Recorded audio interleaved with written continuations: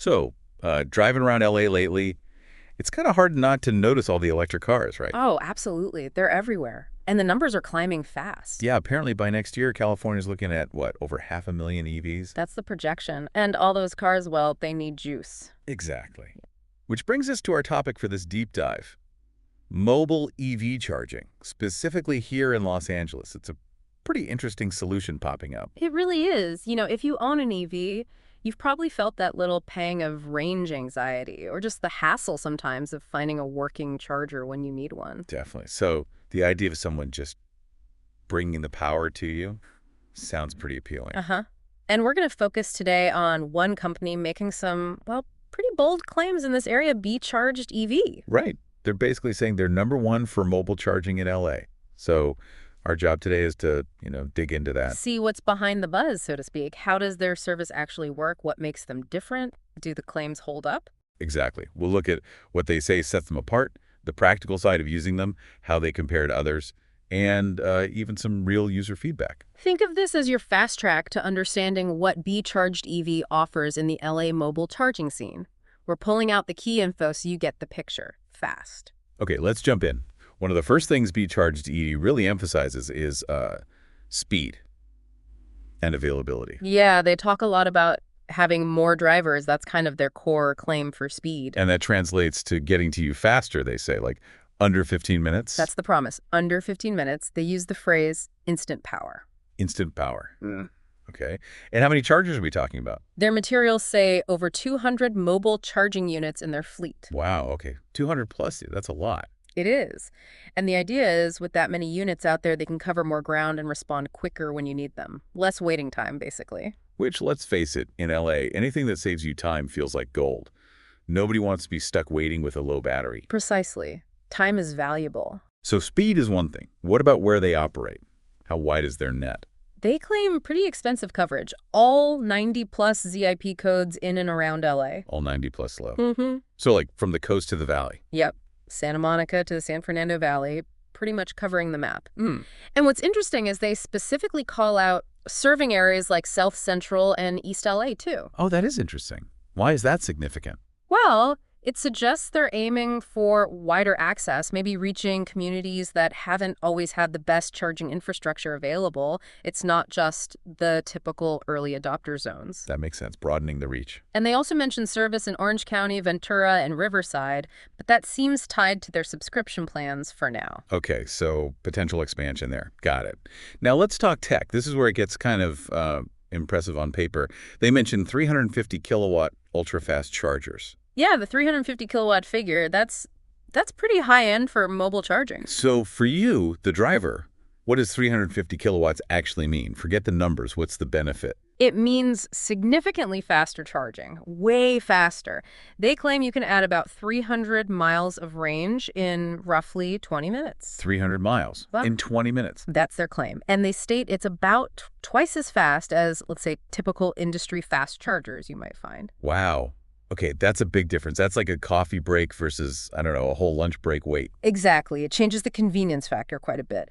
And they also mentioned something about AI diagnostics on the units themselves. AI diagnostics, what for? To basically predict and prevent failures. Keep the chargers running reliably. So it's not just fast. It's supposed to be dependably fast.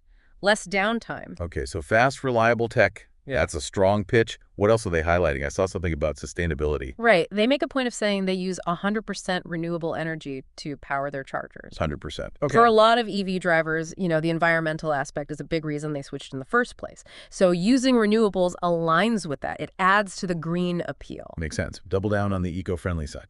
And then there's the support aspect. They mentioned 24/7 customer support. Always available. That's the idea. So if you have an issue, middle of the night, whenever, you can theoretically reach someone. Adds a layer of reassurance, Definitely. Okay, so the service sounds good. The tech sounds good. How does it actually work if, you need a charge? How do you book them? Seems pretty simple. They have two main ways. There's a mobile app, iOS and Android. Standard stuff. Does it show you where the van is? Yeah, they say it has real-time tracking, and you can schedule with just one tap. Looks user-friendly. Okay, and the other way? Just a phone number, 888-675-9555. Probably more for those urgent, I'm stuck now kind of situations. Right. Makes sense to have both. App for planning, phone for emergencies. What about paying for it? 2 options there, too. You can just pay as you go. How much is that? It's listed as $0.40 per kilowatt hour. Okay, 40 cents a kilowatt? Yep. Or if you think you'll use it a lot, they have monthly subscription plans. Unlimited charging. They call them unlimited plans, yeah, for $99 a month. And those apparently come with some perks. Like what? Things like priority access, maybe you get served faster, and a 20% discount off, presumably off extra charges or maybe the per kilowatt rate if there's some fine print. But they list a 20% off benefit. Okay. So flexibility depending on how much you drive. Exactly. And one small detail they mentioned, their vans have LED status lights. Status likes. Yeah, maybe just to make them easy to spot or give you a visual cue when they arrive, a little touch. Right. Now, the big question, how does BeeCharged EV actually stack up against competitors? They provided some comparison points. Yes, the head-to-head. This is where they really lay out their argument for being number one.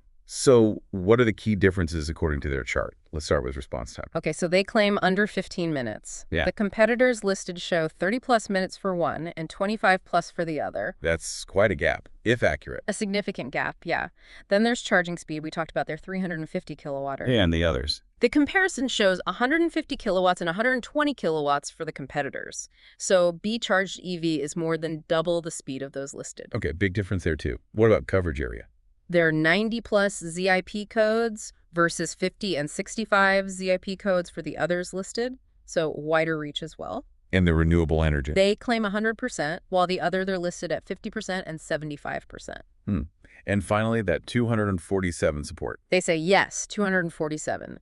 One competitor is listed as having no round-the-clock support, the other only limited hours. So across the board, speed, power, coverage, renewables, support, they're positioning themselves as significantly ahead based on these metrics. That's clearly the picture they're painting.